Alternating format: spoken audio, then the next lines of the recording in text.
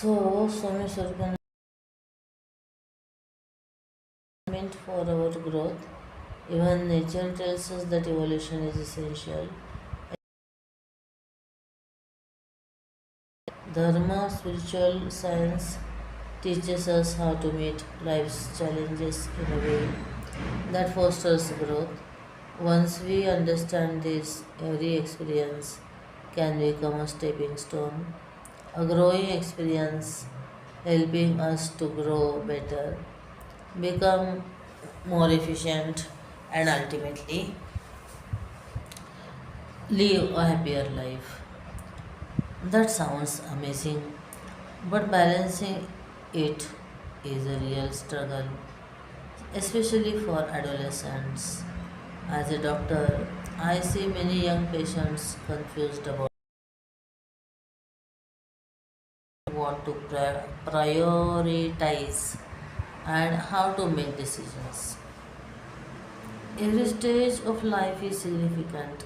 Great thinkers like Swami Chinmayananda, saints, and social reformers have recognized that certain qualities can only be developed at a particular age, just like language. If a child learns a language early, it comes easily and naturally. While it is possible to learn later, the process is much smoother in childhood. Similarly, values and virtues must be instilled early.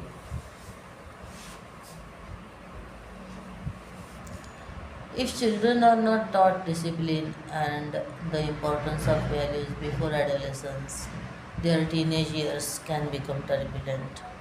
As you know, during this phase, they are discovering new aspects of themselves.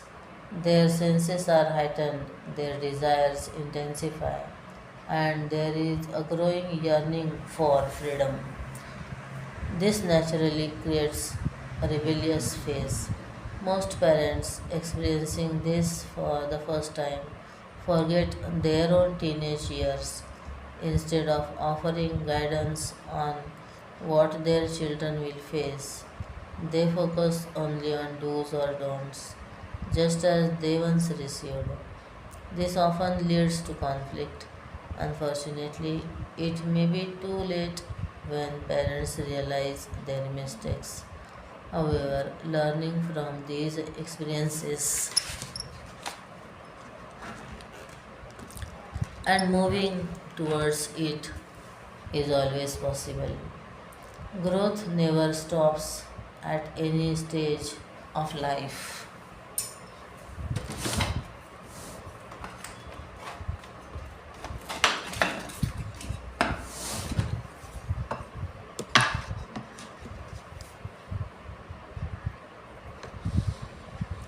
Swamiji, would goal setting help in the situation?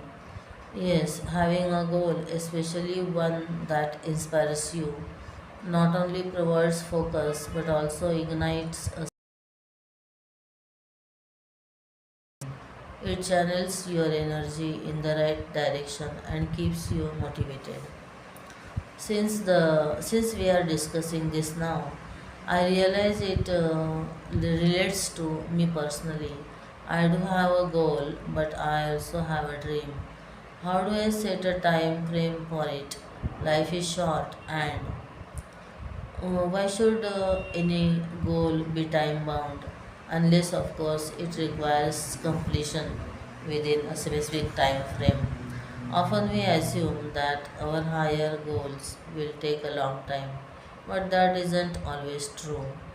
In our Make It Happen course, we first demonstrate that great aspirations don't necessarily require a long timeline. Start working towards it instead of focusing on how long it might take. A journey of 1,000 miles begins with a single step. Before you know it, you would have covered great distances. Dream high, aspire for great goals. But remember, a great goal is one that benefits not only you but also many others. Don't be afraid. The fear of failure holds us back. Now, not the height of the goal. So aspire fearlessly and start working towards it. At first, the journey may seem long and challenging, but that moves faster than we realize. When you stay committed, what once felt distant soon become reality. So don't just dream it, work for it step by step. Swamiji, I am getting goosebumps just listening to this, but I feel I must start implementing it. Since you mentioned that things should happen at the right time, I often see that many students or career oriented individuals of my age struggle with impatience. They feel time in running out they feel time is running out, yet there is so much to do. What would be your advice to them?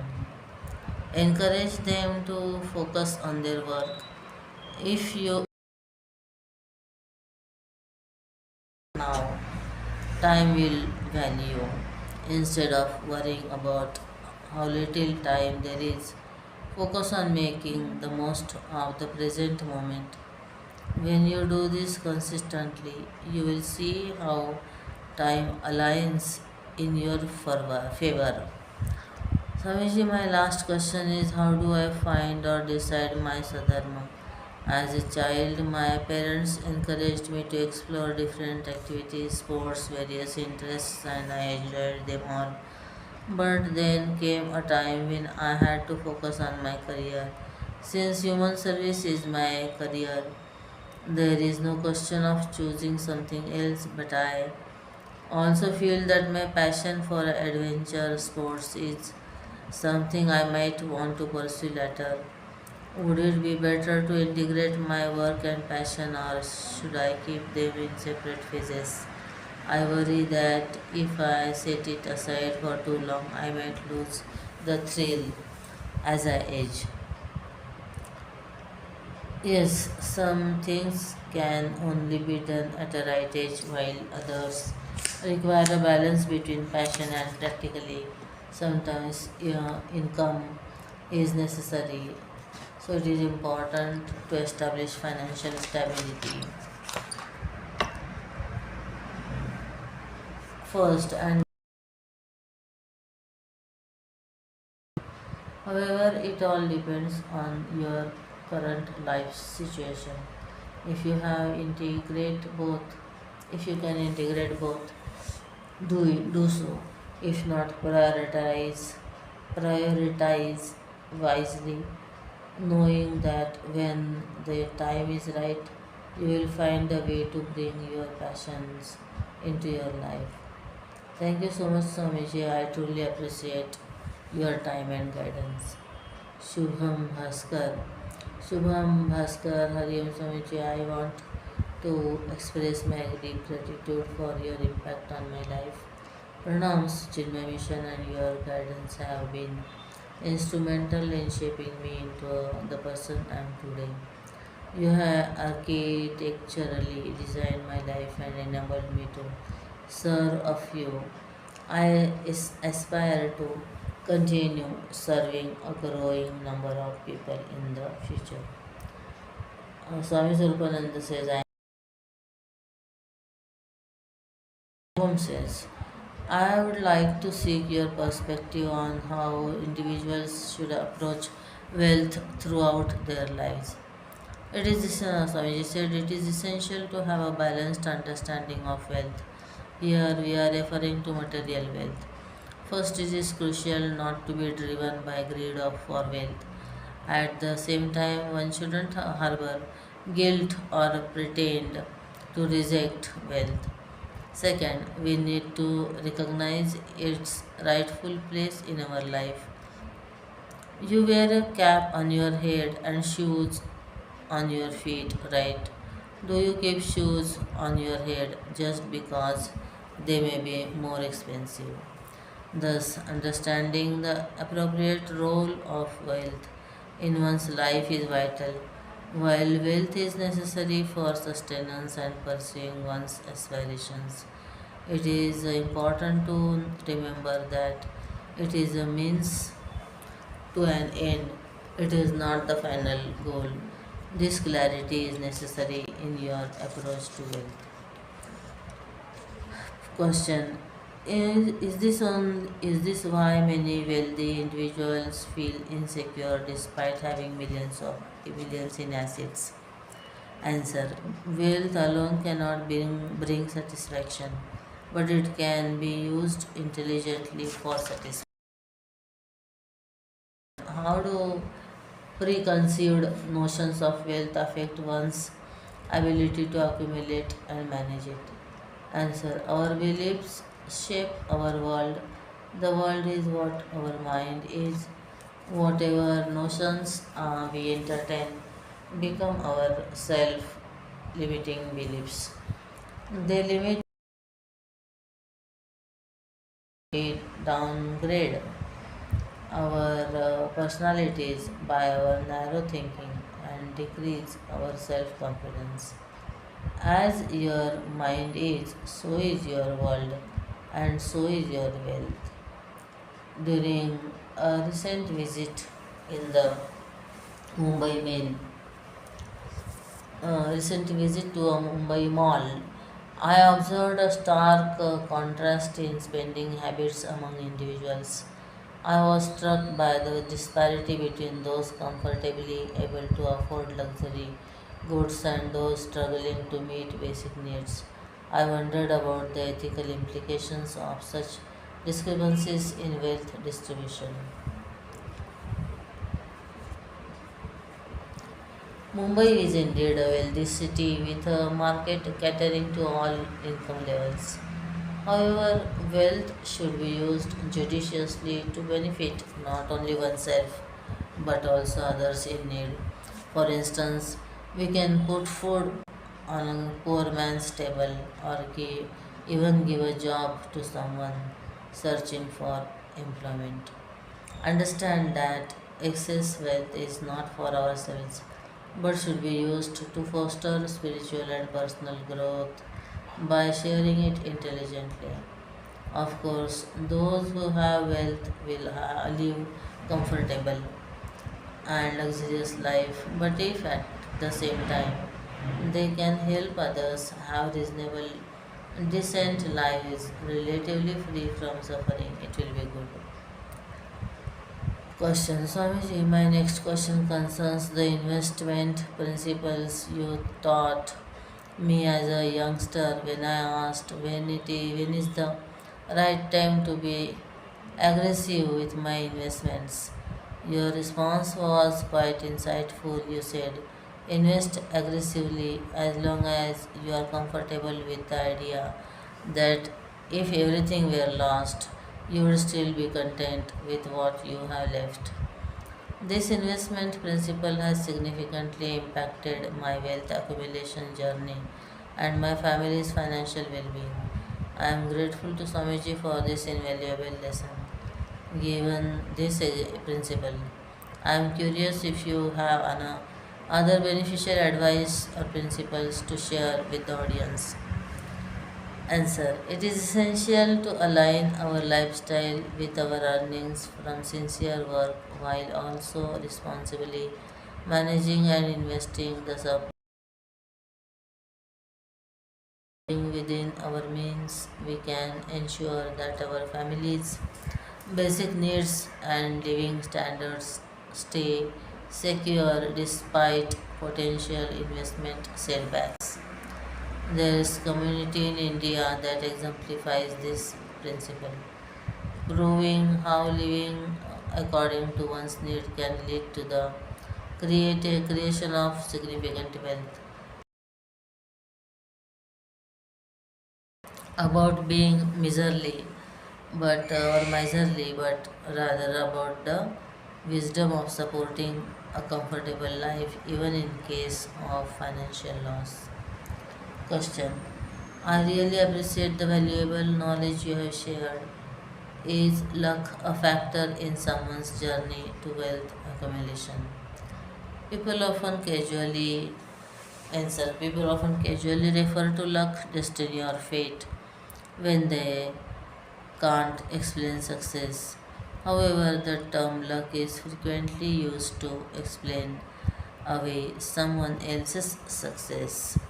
Instead of attributing success to luck, we should seek inspiration from successful individuals and learn from their actions to create our own luck.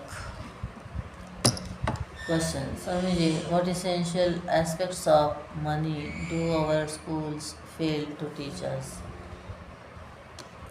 Answer. Swamiji, schools often neglect to teach students how to become entrepreneurs and pioneers.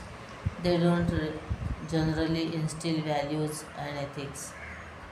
Question. This is why I am excited to see what Chinmay Vishwavidyapit will deliver through its courses.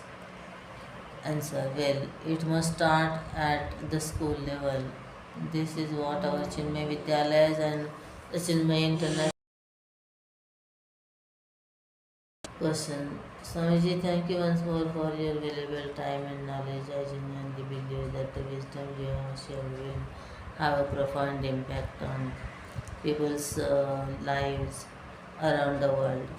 Answer. I hope what we have discussed today becomes their understanding and knowledge and does not remain mere information. Best wishes for all your projects, Hariom. Next article. If you are a Nachiketas, it is not. By Swami Advayananda.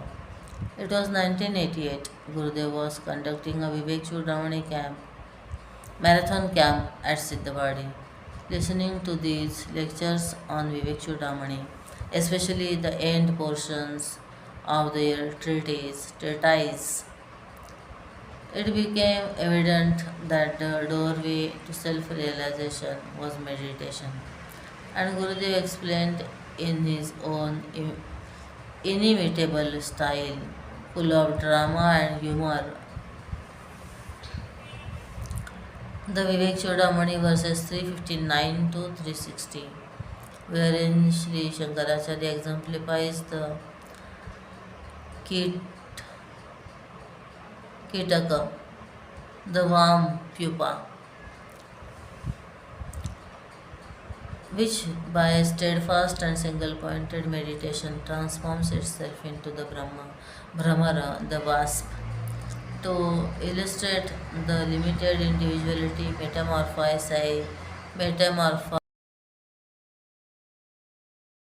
individual infinite Satchidananda. The practice of important spiritual discipline to be undertaken by a seeker who is intent on liberation. Come 1989, it was the Cochin International Camp. Gurudev was taking Kathopanishad in the mornings. Yama is the Guru and Nachiketas, the Shishya, is the protagonist. The Upanishad details Nachiketa's spiritual journey towards self realization. Nachiketas requests Yama, his Guru, for the knowledge of Brahman, the supreme reality beyond the pairs of dualities, such as good and bad, transcending time and causality. The disciple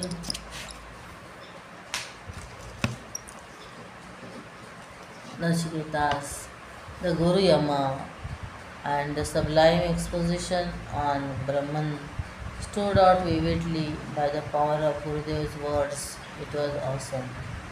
But unlike Vivek Chudamani, there was little talk of Nididhyasan, meditation. Focus was on Nachiketa's dispassion and purity and the crystal clear wisdom He gained because of his mental preparation and inner disposition.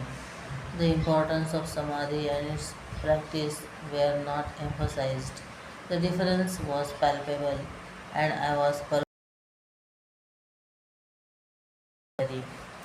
There arose a chance to get it clarified. The question and answer session at the end of the camp.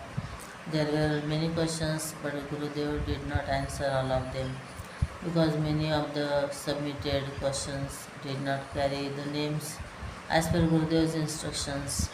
Gurudev just tore such papers with questions with and no names, remarking, what teaching is possible if even such simple instruction from the Guru are not followed? Nevertheless,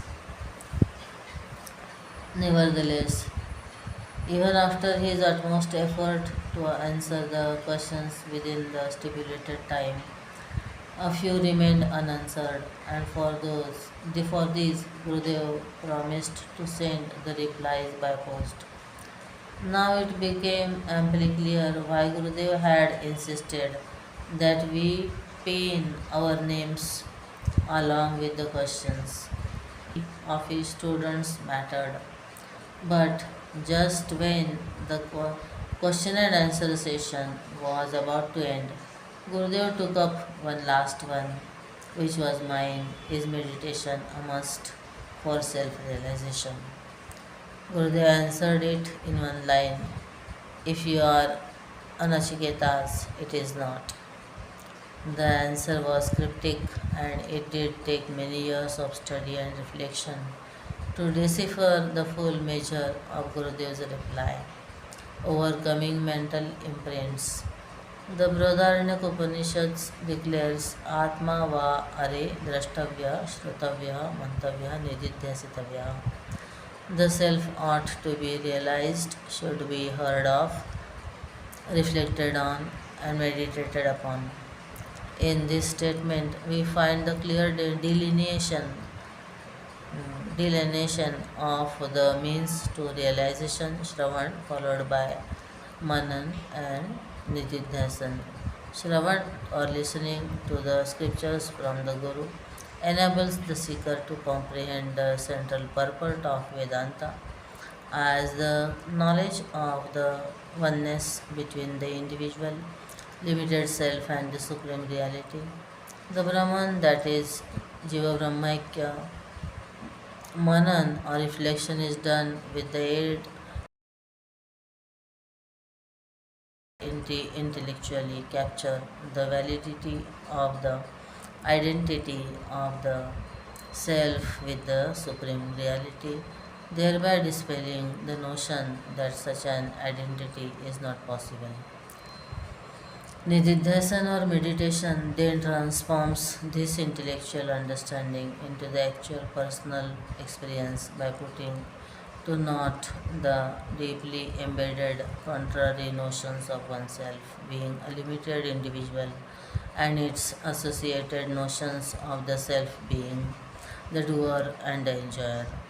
Thus, we have the following conclusions of the Shastra concerning the above mentioned threefold sadhana.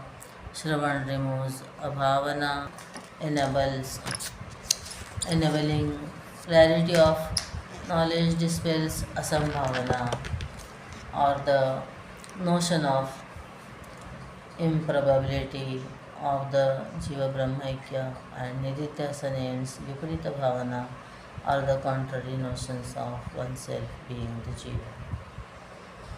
Emphasizing the importance of meditation in the seeker's spiritual pursuit, Vivek Chudamani, verse 267, emphatically states, even after the knowledge of the truth, there remains a powerful, beginningless, deep impression that one is the doer and the enjoyer, which is the cause of rebirth. By living in the subjective state of steady identification with the self, it has to be conscientiously removed. That which is the annihilation of the vasanas. and here is now is called liberation by the sages. The Viparita Bhavana in the form of vasanas or deep seated impressions of oneself, being the body, mind, intellect, BMI, complex, and of the self being the doer and enjoyer, Karta Bhokta, do not cease merely through the intellectual comprehension of one's true nature. These Viparita Bhavanas are portrayed in the above mentioned verse of Vivek Chudamani as the last impediment to self realization.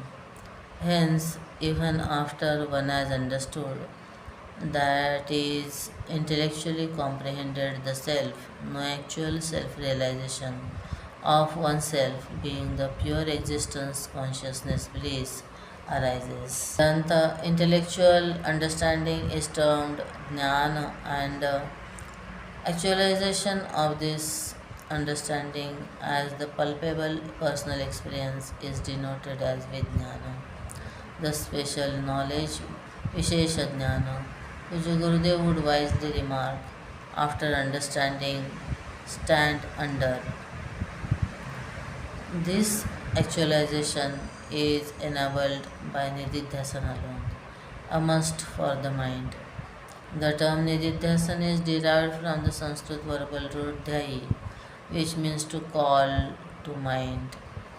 To this is prefixed ni, which stands for Nitaram, meaning always. Thus, Nididhyasan is meditation in is the Nididhyasan or meditation is the constant recalling to one's mind that one has understood what one has understood already.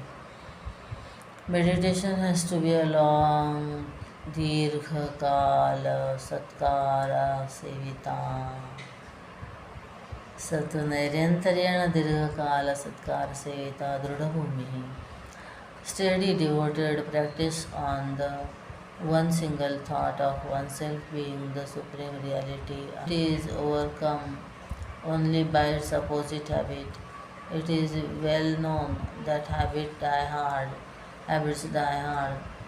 They persist despite knowledge. The habit of aham jivasmi, I am the limited individual, also continues despite the knowledge of oneself being Brahman, the highest reality. It has to be broken by its opposite Aham Brahmasmi, I am the soul, supreme reality. How does a thought become a habit? By repetition. This is what meditation is all about.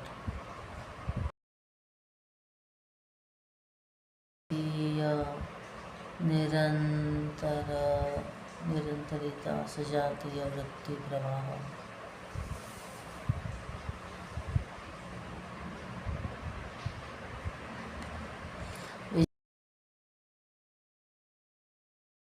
that the flow of the thoughts vritti pravaha of the same nature sajatiya to the exclusion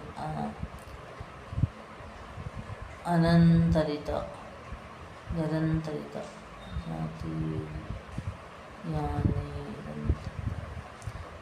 anantarita of all other thoughts vijatiya.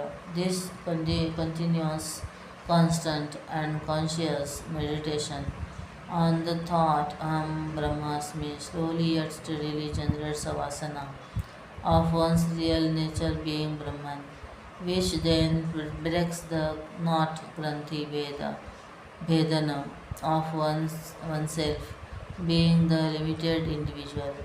Once this is accomplished, one ever abides as the Supreme Brahman. This is the dawn of Vijnana. Highlighting these subtle points, Sri Shankaracharya says in Atmabodha, the Vasana, I am Brahman, thus created by constant practice, destroys ignorance and agitations caused by it, such as the notions of doership, enjoyership, and so on. Just as meditation regularly taken destroys disease. Hence, meditation is a must.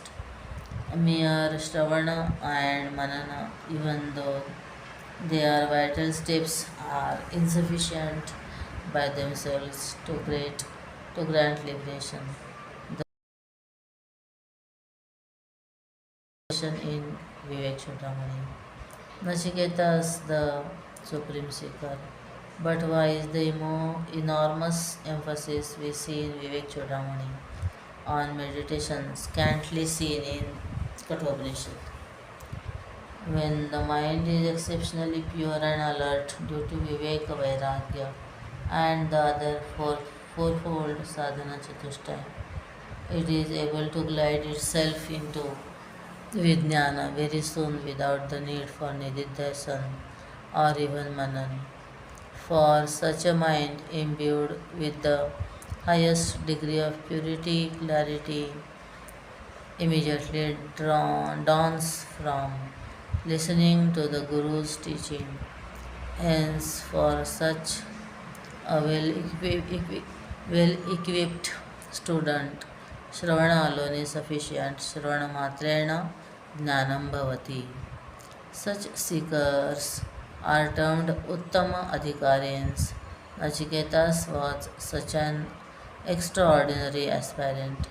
When the sadhana chatushtaya is of a middling variety, then doubts linger after Shravana, and therefore Manana is prescribed.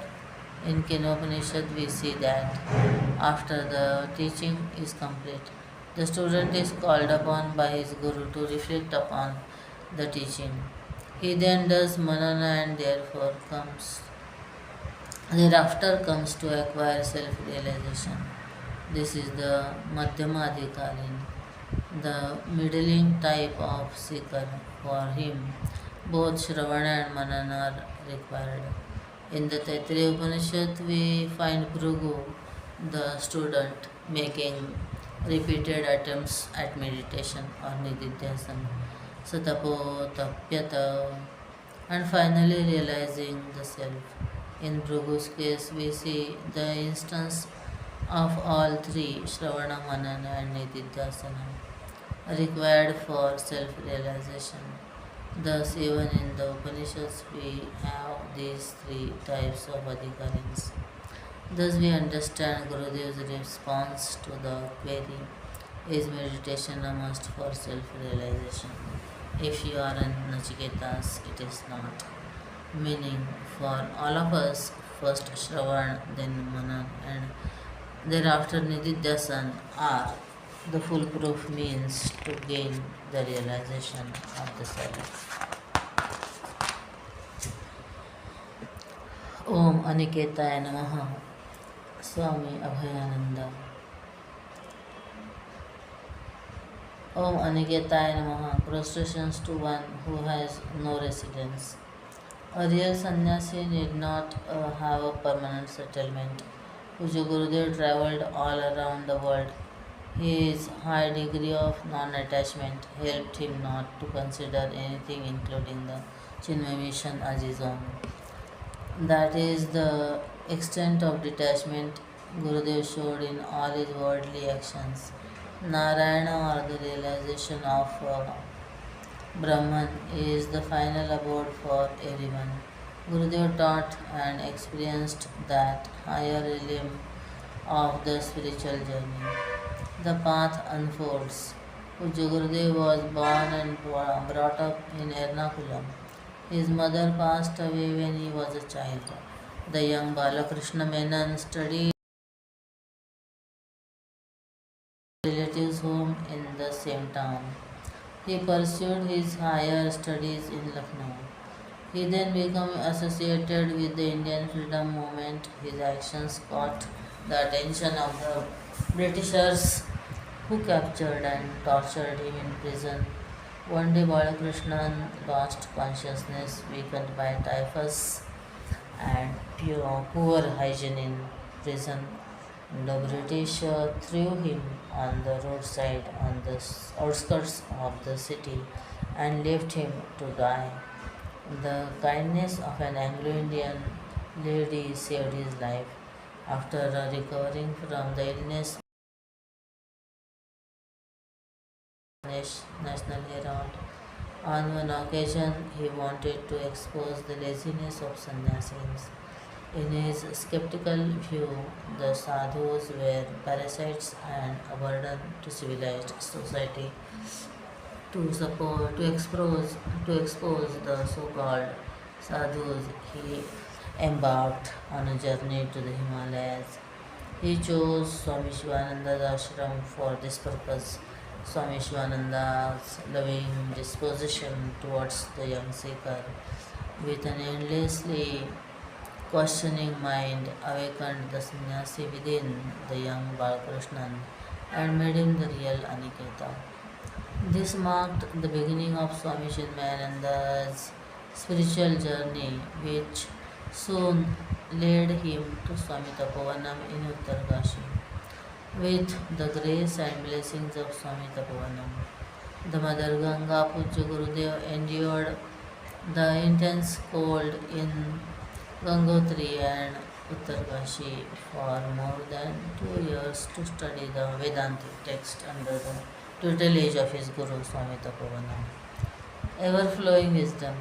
From 1951 onwards, Pujya Gurudev performed hundreds of jnana for more than 4 decades.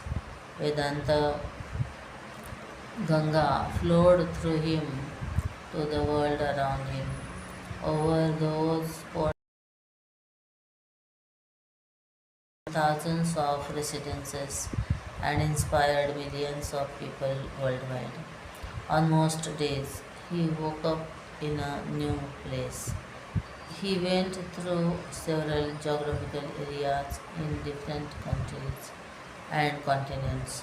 A real Vairagi, a dispassionate person. Due to Pujya Gurudev's hectic schedule, he often ended up sleeping on flights and trains. He lived as a homeless person and Aniketa, a true wandering monk, and shared knowledge to the general public. He chose San Diego, USA to shed his mortal body. His samadhi took place in Siddhagadi. His kutia is in Mumbai and his vision center is in Pune, where the first Jnana happened. Even though his physical presence has not been with us for more than 30 years, our beloved Gurudev resides in our hearts. One who realizes Brahman becomes Brahman. The all-pervading Brahman needs no particular place. He resides everywhere. We meditate on this quality of a realized master.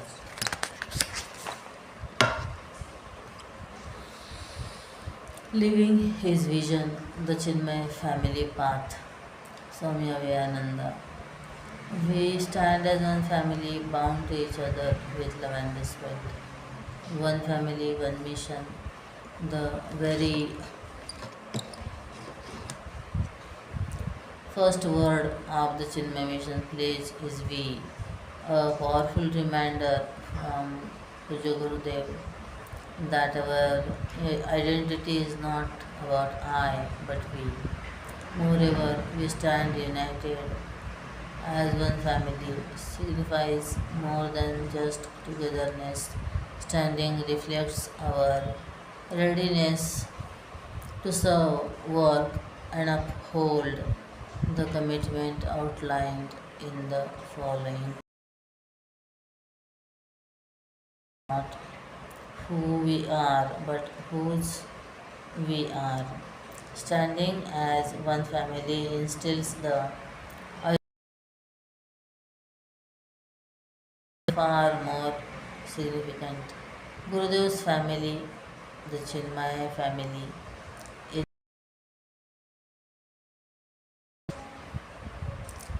gratitude and strength, a sanctuary of support.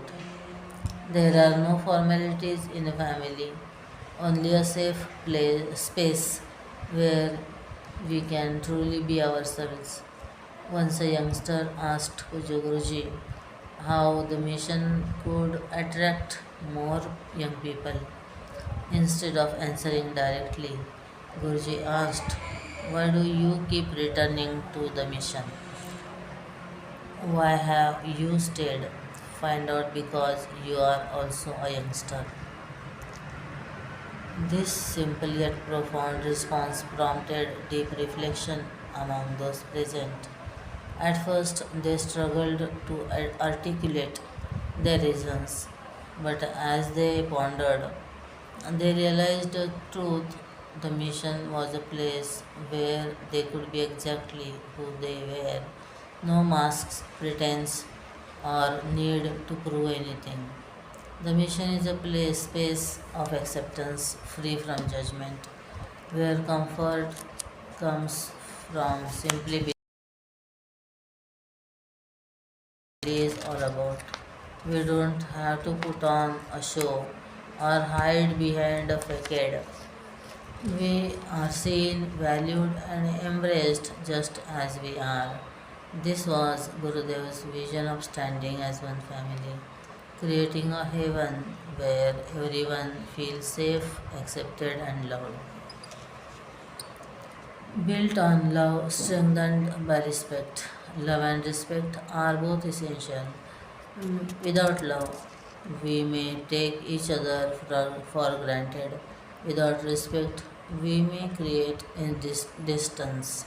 Genuine connection arises when love and respect unite, bringing both the head and the heart. One day in the Powai ashram, Puja Gurudev sat surrounded by devotees engaged in casual conversation. Suddenly he asked, "Do you all love me?"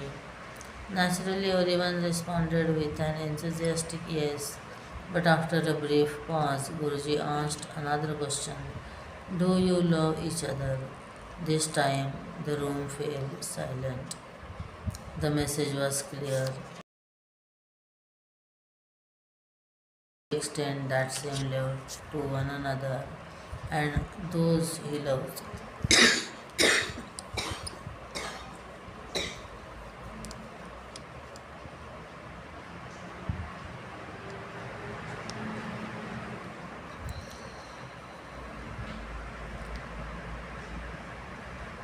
This is the essence of the first line, bound to each other with love and respect. Our love and reverence for Gurudev should manifest in how we treat one another, working as a family dedicated to his vision. Each of us is unique, and that diversity is our strength.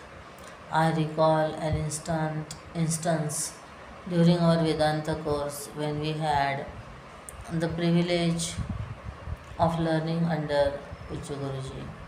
At one point, he had to travel and arranged for another Swami to continue our lessons. Initially, we resisted the change but soon realized the power of the Chinmay mission. The work never stops because many capable hands carry it forward.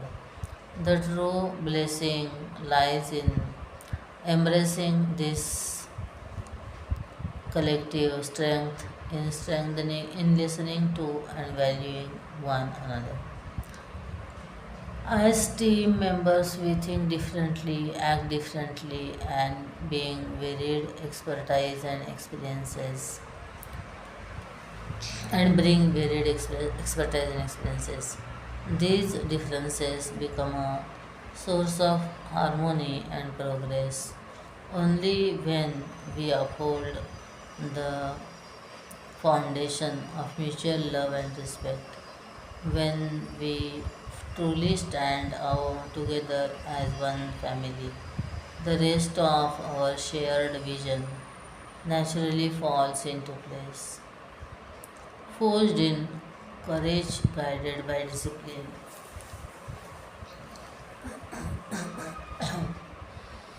we serve as an army, courageous and disciplined, ever ready to fight against all low tendencies and false values within and without us. Forged in courage, guided by discipline. Why do we stand together? Because we serve as an army. Service is the purpose that binds us. Mutual love and respect are essential, mm, not just for each other but for the seva we are committed to. Gurudev always emphasized that true service requires discipline. Hence, we call ourselves a courageous and disciplined army. Courage is essential to overcome our weaknesses, while discipline ensures we serve effectively. Puja Guruji often reminded us that before we can serve, we must first cultivate discipline. Only when we maintain good health, develop the proper habits, and live with discipline can we genuinely serve with sincerity and dedication. When we worship Pujya Gurudev, we chant Om Anushasana Priyaya Namaha. Salutations to the one who loved discipline and was loved by those who are disciplined. In this very name lies our guiding principle to be courageous in discipline, mastering the inner world. Why do we need this discipline and courage? We must always be prepared to fight against low tendencies and false values. This readiness challenges can arise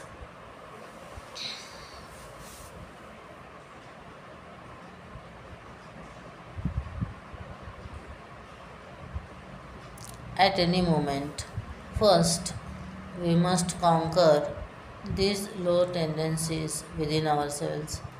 Our past inherent tendencies, vasanas, and all the values we have gathered in this or previous lifetime. Only then can we effectively address them within ourselves as well as in the world around us. There is a reason the word within comes before without. First, be ready to fight against all these within ourselves and then externally in the world around us. This is why being a cohesive family bound by mutual love and respect is essential. It enables us to serve with courage and discipline, like an army ready to conquer inner low tendencies and do the same outside as well. We live honestly the noble life of sacrifice and service, producing more than what we consume and giving more than what we take. Embracing honesty and sacrifice. What should we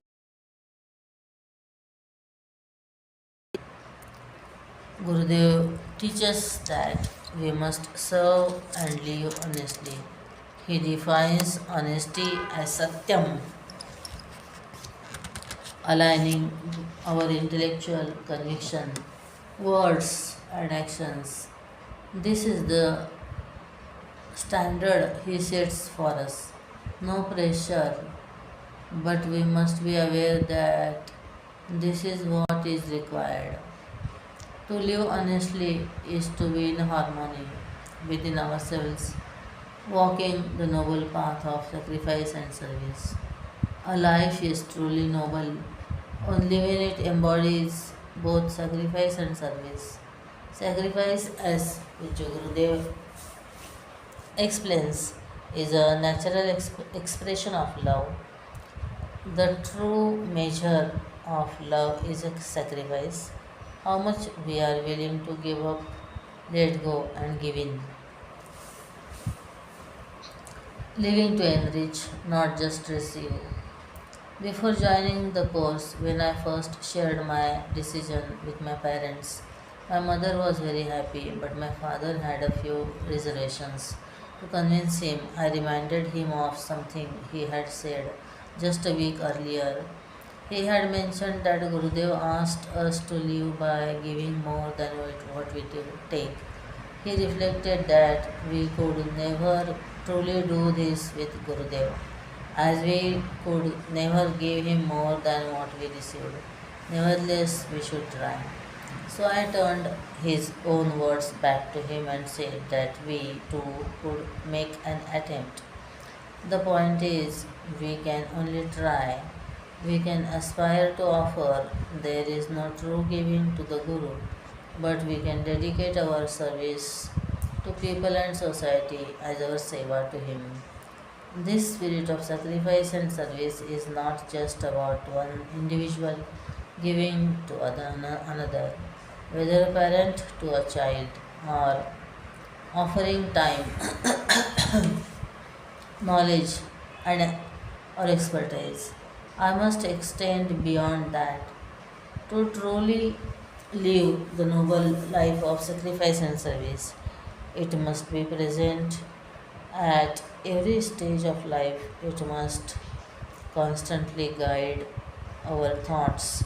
How can we produce more than we consume? How can we give more than we receive? From consumption to creation. On one occasion in Singapore, the discussion turned to how the idea of giving more than we take could be applied to social media. Youngsters brought up the issue of social media addiction but often didn't know how to navigate it effectively.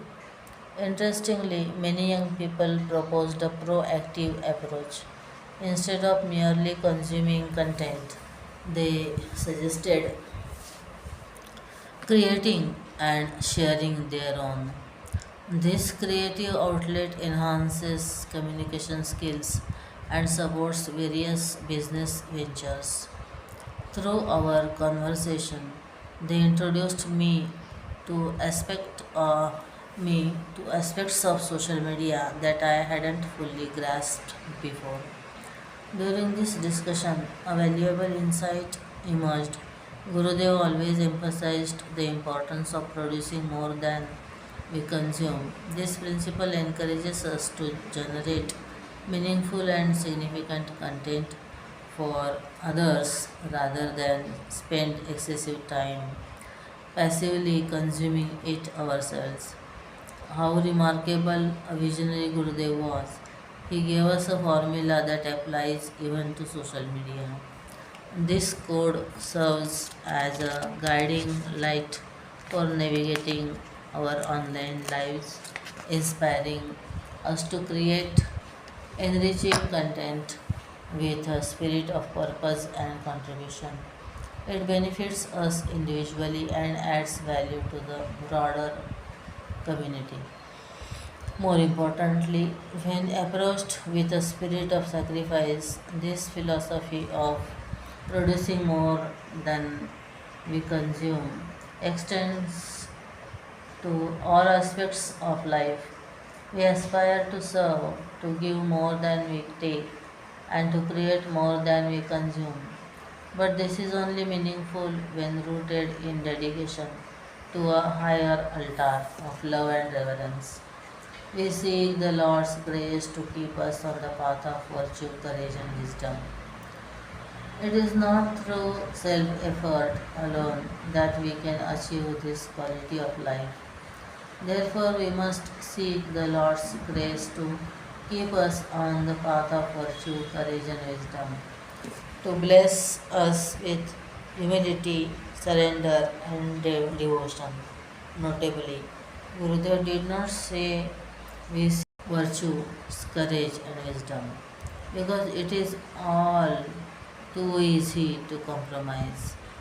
The word wisdom here refers explicitly to the wisdom of the scriptures, which we must strive to imbibe and live by. May thy grace and blessings flow through us to the world around us. The repeated use of we in our pledge highlights the idea that individual growth leads to collective progress. The only line that does not begin with "we" is "May thy grace and blessings flow through us."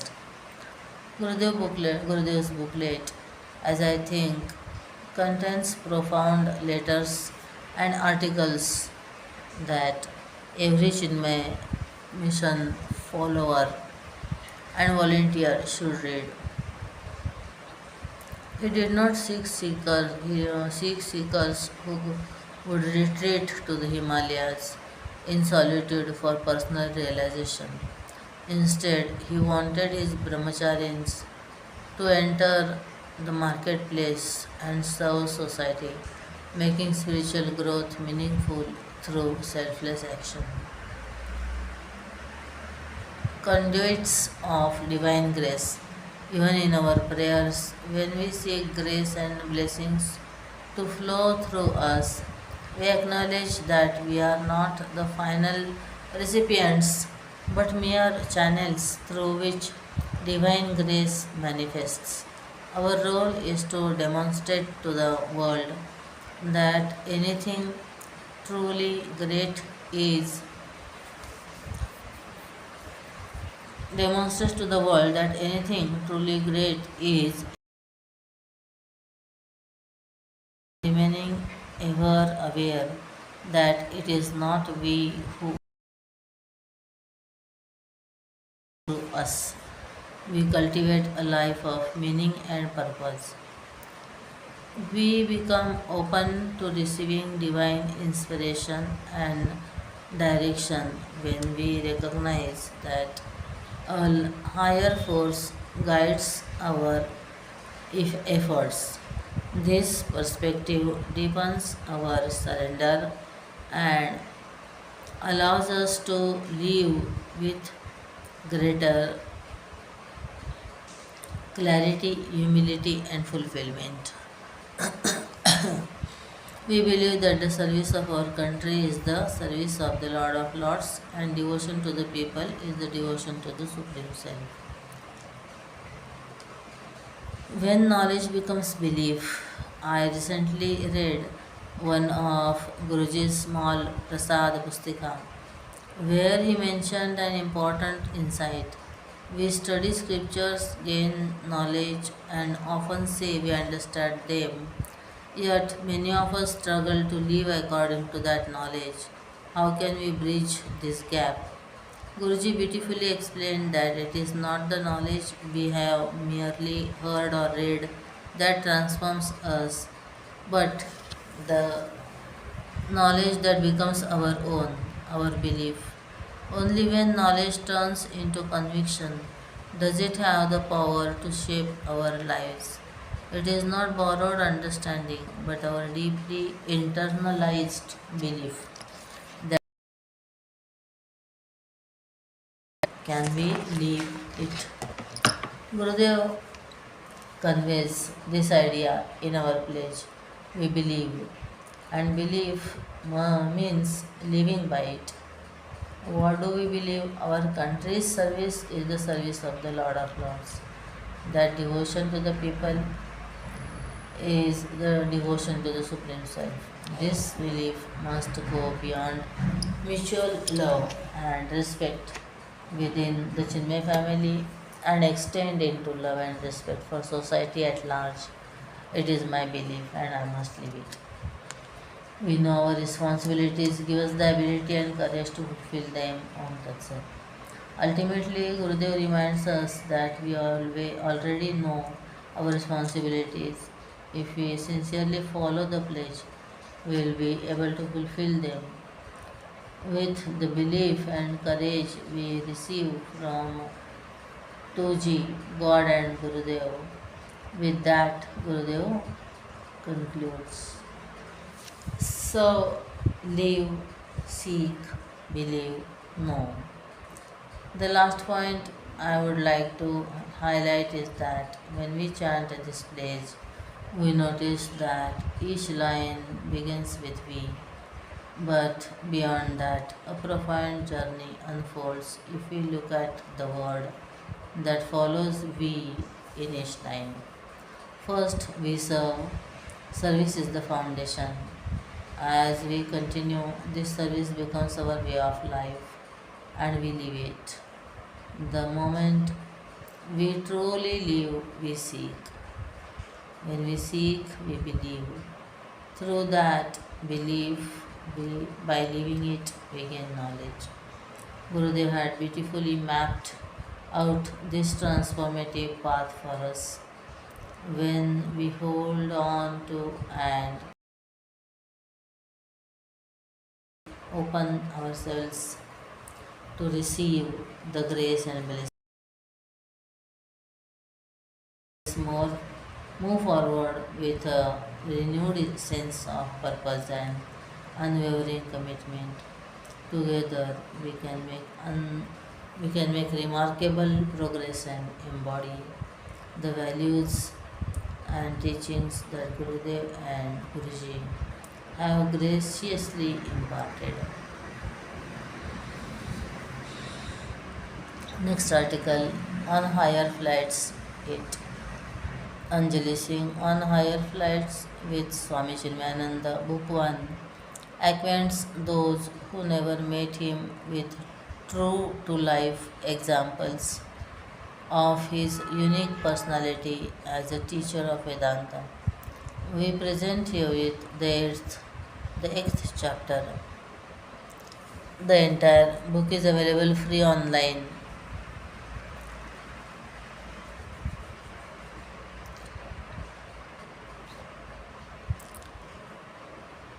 In if everything is changing, the knower of the change you must be changeless. Be that changeless your own self. Try to realize change. See it as a delusion. Birthless, deathless self alone is Swami Chinmayananda. 1973 and 1977 Delhi. 1973. There is no time and no space in the mind of a true Mahatma. Neither is there birth or death. A Mahatma's love is constant and never diminishes. Swamiji would greet his devotees even after many years of separation with the same joy as if he saw them only yesterday. He mocked our celebrations of our own,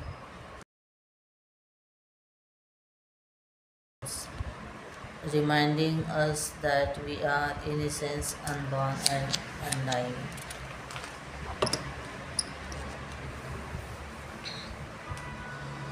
Swamiji wrote to me that he was passing by Delhi and wanted to return my Krishna. 1973, February 26, Sandipani Sadhanalaya, Mumbai.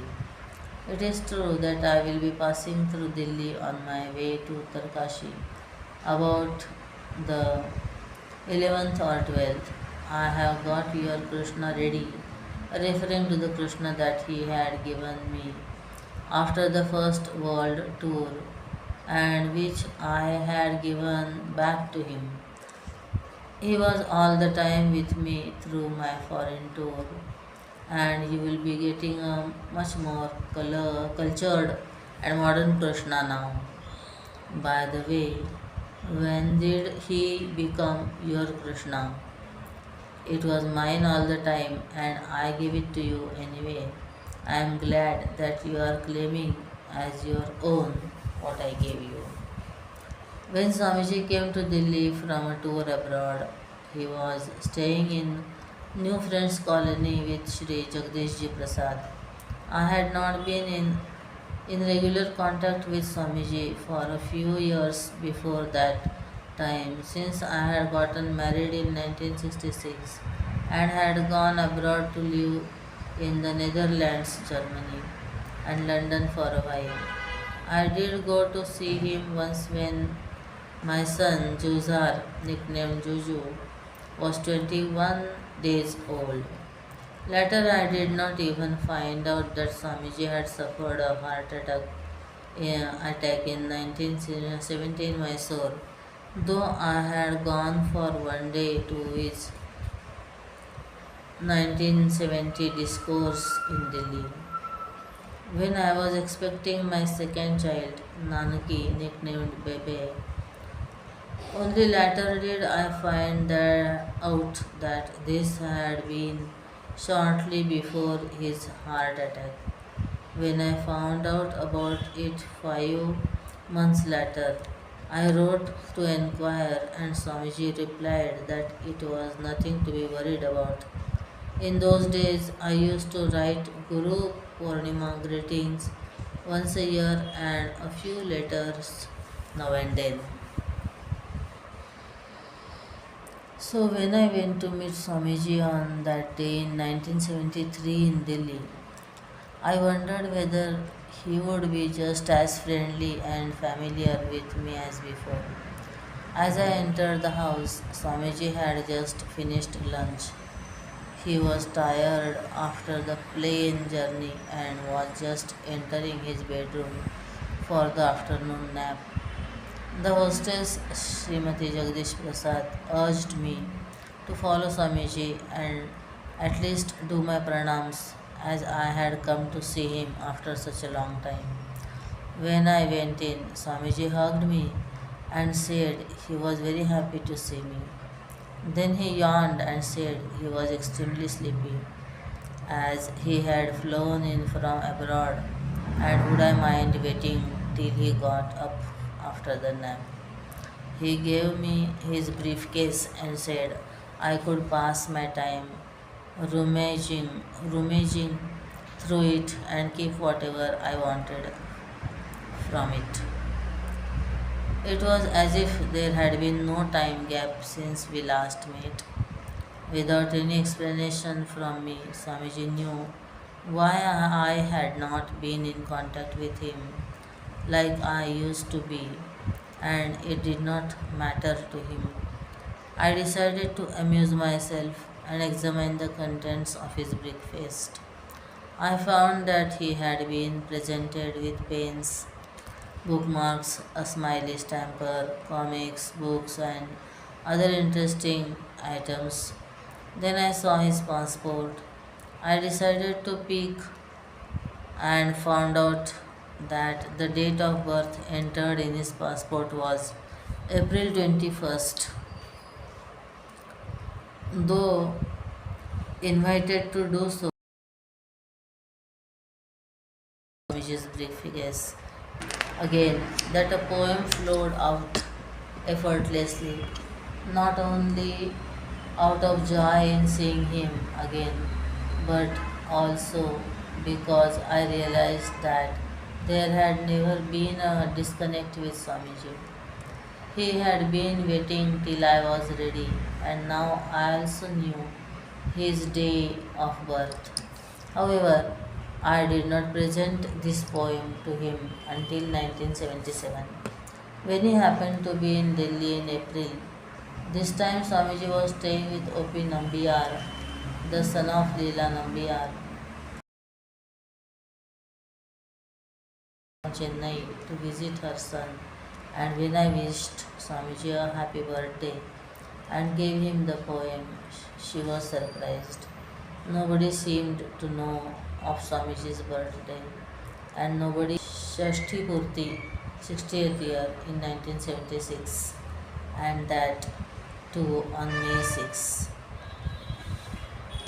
Tapovan Prasad published Swamiji's letter of thanks dated May 17. Telegrams, cables from outside India, good wishes from various institutions were received on 6th May, which my disciples decided was my birthday. They have measured me in time as 60 years old, and everybody congratulated me. I am thankful to every one of them for their enthusiasm is the direct measure of their pride in Hindu culture and Hindu scriptural knowledge. At a meeting, in reply to a question posed by someone in the audience, Swamiji said that sannyasis do not celebrate their birthdays But if people derive happiness from celebrating their sannyasis' birthdays, it would not be proper to deny them the opportunity.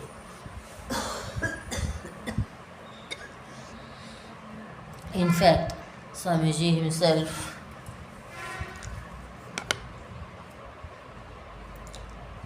did not know the exact date of his birth, but it was somewhere around the time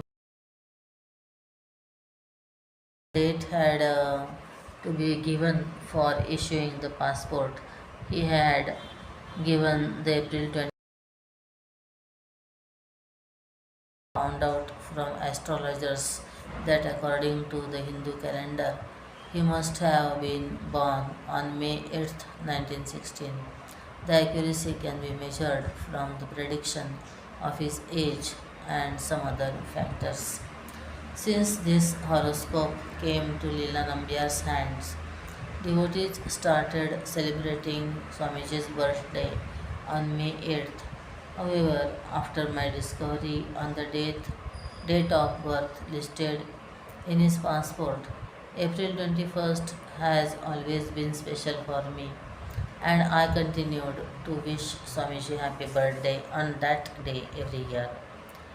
For Swami Swarupanandaji, that date is also special because he joined Sandipani Sadhanalaya on that date in April in 1984.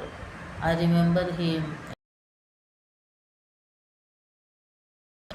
He was very thin, dressed in white, shy but jubilant. I remember thinking, I wonder if this frail boy from Hong Kong will survive the hardships of ashram life. Coincidentally, the Chinmay Foundation in Hong Kong was registered on April 21st, 1989. On April 21st, 1990, Swamiji gave his blessings to buy and open a center in Hong Kong. Exactly 1 year later, Swamiji inaugurated the Chinmay Seva Ashram in Hong Kong. 1978, April 21st, Boston. Swamiji wrote, Mrs. Nambiar decided that day of April 21st, which appears to be my birthday, according to dear Anjali. You know I accept everything. 1978, April 28, Boston, Western Tour. Always identify with his real self and not with his body, he wrote. The year I was born is the year that the entire cosmos emerged from me. Thereafter, I was called by the world and the Vedas as the creator of the universe, the Jagadishwara. 1978, May 10, Washington DC. Swamiji wrote, I am never alone. He is somewhere around us always. Therefore, you need not feel pity for my possible loneliness. Honestly, Swami Chinmayananda's body, I am told, must be some 62 years old now, as his date of birth is given as 1916 in his passport. 1983, May 6, Salem. Thanks for the birthday greetings, but which one? I had one on 21st April, another on 26th Ramnami day, and now another one coming here day after tomorrow, 1966 April 8. One day, someone told me that Swamiji was about 65 years old instead of the 59 that I had heard that he was, and I put the question to him in a birthday greeting letter. His reply was, I am ageless now, and so it is immaterial if people take me to be 45, or it is rumored that I am 59 or that I am 80. The older they consider me, the nearer to the truth they are. Age, blab, I am unborn. In the scriptures, truth or reality is indicated as Puratan or ancient since it is beginningless. Even as late as 1993, whenever we greeted Swamiji on his birthday, he would ask which one. We would again start wondering whether it was April 1st or May 8th or Ramnami, but we never really understood his question. As a teacher of Vedanta, Swamiji of course rejected the notion of a birthday, always saying he was unborn. The poem I wrote for him was totally in keeping with this Vedantic thought and celebrated day. The Guru's birthday, unborn, whose birth we celebrate, eternal, whom we have limited in time, omnipresent, whom we embody. Gracious teacher, how shall I venerate you without conditioning your greatness? The poem included many more stanzas. Numerous devotees wrote such poems. Devotion gushing with abandon from every word, attempts to use whatever metaphors we could find to pour forth our love.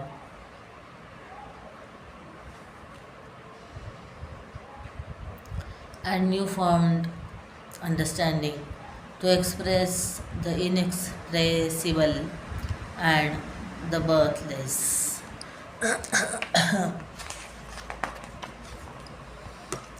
Next article we will see in the next.